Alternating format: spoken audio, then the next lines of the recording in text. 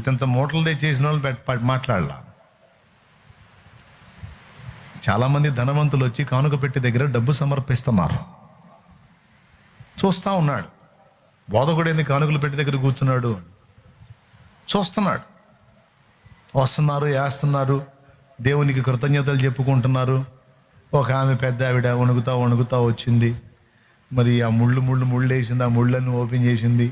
తెచ్చా 2 కాసులు, 1 2 ఆ బాక్స్లో బట్టి టపా సౌండ్ వచ్చింది.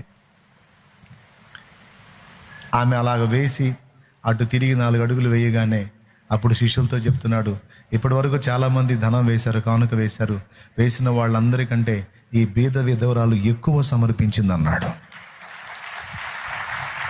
శిష్యులకు అది అర్థం కాదు. ఇప్పుడు 2000 కాసులు ఎక్కువ, 2 కాసులు ఎక్కువ? మీరు చెప్పండి పేదరు. 200 కాసులు ఎక్కువ, 2000 కాసులు ఎక్కువ, 2 కాసులు ఎక్కువ? 2 కంటే 200 ఎక్కువ, 200 కంటే 2000, 20,000 కాసులు ఎక్కువ, 2 కాసులు ఎక్కువ?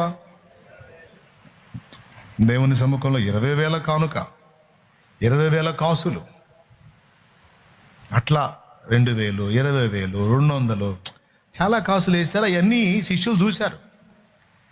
ఏమి తీసుకొచ్చేసిన టపా సౌండ్ వచ్చిన 2 కాసులు కూడా చూశారు.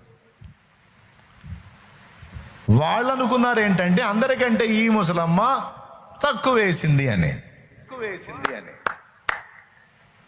కానీ దేవుడు కనిపెట్టింది ఏంటంటే వేసిన వాళ్ళందరికంటే ఏమి ఎక్కువ వేసింది అన్నాడు.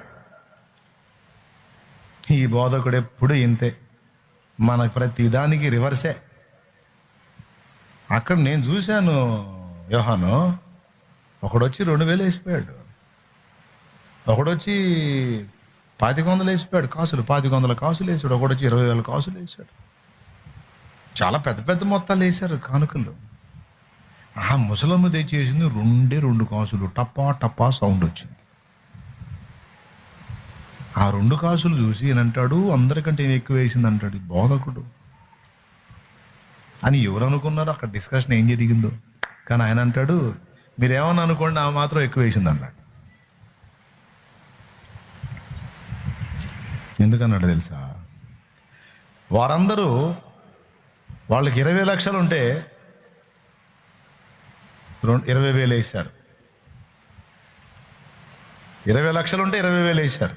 అంటే వాళ్ళకి ఇంటికాడ ఇంకా ఉంది. ఎవరెవరు ఎంత పెద్ద మొత్తాలు సమర్పించినా వాళ్ళకి ఇంటికాడ ఉంది. కానీ ఇదిగో ఈమె ఉంది చూసావా, ఆమెకంటూ ఉన్న ధనమంతా కూడా 2 కాసులే. ఒక్కసారిగా 2 కాసులు సమర్పించి ఇప్పుడు ఆమె ఏమీ లేనిది అయిపోయింది. కానీ వాళ్ళు 20,000 సమర్పించి కూడా, 1,00,000 సమర్పించి, 2 లక్షలు సమర్పించి కూడా వాళ్ళు ఇంకా ఉన్నవాళ్లే. కానీ ఈమె తన కొరకు ఏమీ మిగుల్చుకోకుండా తనకున్నదే ఆ 2 కాసులు, ఆ 2 వేసేసింది.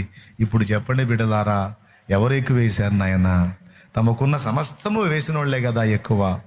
మీరేమో కాసులు లెక్క చూస్తారు, నేనేమో సమర్పించిన హృదయం లెక్క చూస్తాను.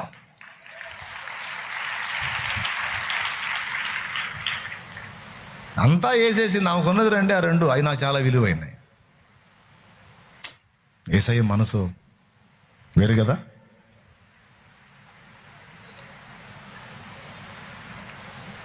ఆమెకున్నదే పట్టెడు పిండి అయితే అందులోనే ఒక చిన్న అప్పందే అంటాడు. ఎందుక? దేవునికి ఎప్పుడూ ఒక పద్ధతి ఉంది. అబ్రహాముకి కొడుకుని ఇవ్వబోయేటప్పుడు అబ్రహాం ఇంటికి వచ్చి తిని అప్పుడు ఆశీర్వదించాడు. పద్ధతి. ఎప్పుడు తినలా, చాలాసార్లు ప్రత్యక్షమయ్యాడు. ఆదికాండం 12లో ప్రత్యక్షమయ్యాడు, 15లో ప్రత్యక్షమయ్యాడు, 17లో ప్రత్యక్షమయ్యాడు. ఈ 3 సందర్భాల్లో ప్రత్యక్షమైన ప్రతిసారి కూడా ఆయన అబ్రహాం దగ్గర ఏమీ ముట్టలా. కానీ ఇక దేవుడు అబ్రహాముకి ఇస్సాకు అనే కొడుకుని ఇవ్వబోయే ముందు ఆదికాండం 18లో సింధూర వనంలో ఉన్న అబ్రహాం ఇంటికి వచ్చి అబ్రహాం చేసిన విందు ఆరగించి ఆ తర్వాత ఆశీర్వదించాడు. మీదటికి ఈ కాలమున, నిర్ణయ కాలమున వస్తాను, అప్పుడు నీ భార్య అయిన శారా నీకు కుమారుణ్ణి కంటుంది పో. అంటే దీవించక మునుపు భక్తుని యొద్ద నుండి పొందాడు.